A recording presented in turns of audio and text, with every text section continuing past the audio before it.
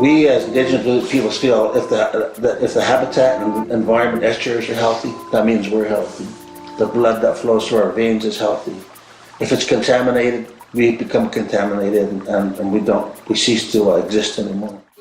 Pacific salmon are an important keystone species in coastal British Columbia. Terrestrial ecosystems all along the BC coast have evolved in concert with Pacific salmon. Many plants and animals rely on the yearly flow of nutrients that salmon transfer from ocean to land when they return to their natal streams to spawn. Since the arrival of European settlers and the industrial exploitation of salmon fisheries to supply global markets, there has been a tremendous decline in wild salmon populations. This decline has been tied to overfishing, degradation and destruction of freshwater habitats, and climate change. The two salmon populations that have been the most affected by recent declines are coho and chinook. Both of these species are known to spend time feeding in estuaries when they transition from freshwater to the open ocean. The Squamish River watershed ends in a large estuary at the top of Howe Sound. This estuary is especially significant for many juvenile salmonids that use the area to feed, grow, and adapt to salinity before migrating out to sea. A study by Reimers in 1983 showed evidence of a higher survival rate for juvenile Chinook salmon that resided and grew in the estuary before migration to the ocean, contributing to a larger proportion of returning adult salmon. Though BC uses very little coal itself, it contains large coal reserves that are in high demand in the United States and Asia. In 1970, export-oriented coal mining underwent a vast expansion, and British Columbia Railways had the intention of taking advantage of this. British Columbia Railway owned virtually all of the intertidal land in the adjacent delta of the Squamish Estuary, where they planned to develop a coal port. The local people of Squamish effectively protested, and the coal port idea was set aside. However, not before the current training dike was built. The training dike is a barrier that fragments the estuary by stopping the flow of water and aquatic animals from the Squamish River.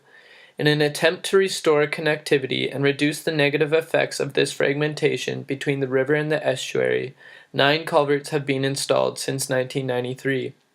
Our study examined the effects of the culverts on habitat used by juvenile salmon.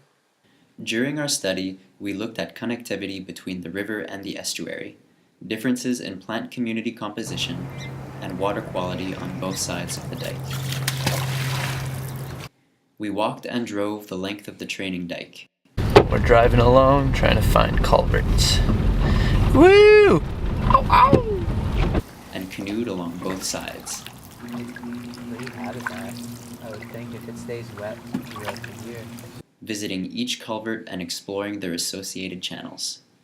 We measured the height and flow of water through all 9 culverts and noted how clear or blocked they were with woody debris and silt at high tide and low tide. 35 centimeters. This allowed us to assess which culverts were creating structural connectivity between the river and the estuary. At high tide, most culverts had a strong flow of water, except for culvert 5, which had only a moderate flow due to debris blockage and silt buildup. At low tide, culverts 3, 4, 5, and 7 had no to very minimal flow, but culverts 1, 2, 6, and 9 still had moderate to high flow. If the intended purpose of these culverts is indeed to provide better access to the estuary for juvenile salmon, keeping the culverts clear of blockages and ensuring that they are low enough to provide connectivity at low tide should be a high priority. We measured the water salinity levels and temperatures to see how they differed on each side of the training dike. By doing this, we found that salinity and temperature were consistently lower on the riverside than the estuary. We also found that temperature and salinity increased on the estuary side closer to the ocean, but stayed relatively constant on the riverside.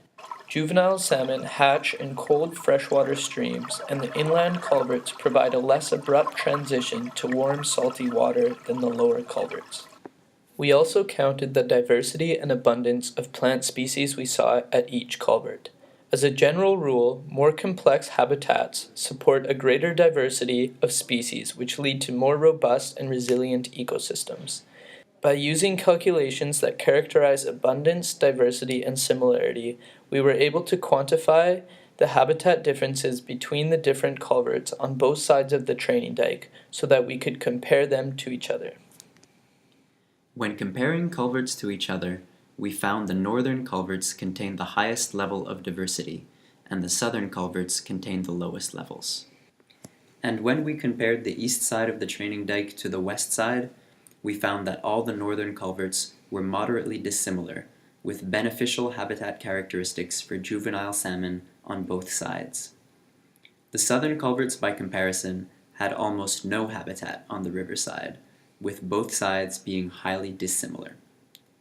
This means that the fragmentation of the training dike is potentially causing a complementary edge effect in the north and a transitional positive effect in the south.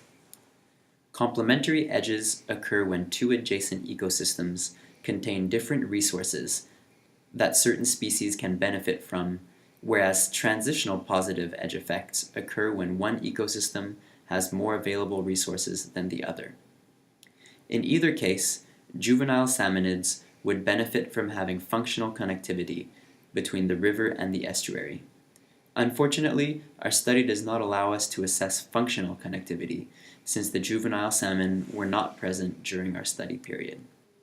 Salmon are a species of special importance in Squamish, and much effort has been and continues to be put into monitoring their health and abundance and restoring habitat to increase their numbers. How to manage the training dike for the benefit of salmon is not a simple affair. Although removing the dike entirely would be the best solution from a conservation perspective, many people use the dike as access to the estuary for recreation, and removing it entirely would be very expensive. This means that different management strategies may be necessary.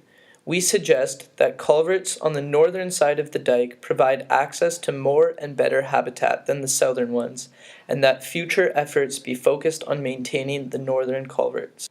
If additional breaches in the dike are created, we suggest they be placed above the northernmost culvert.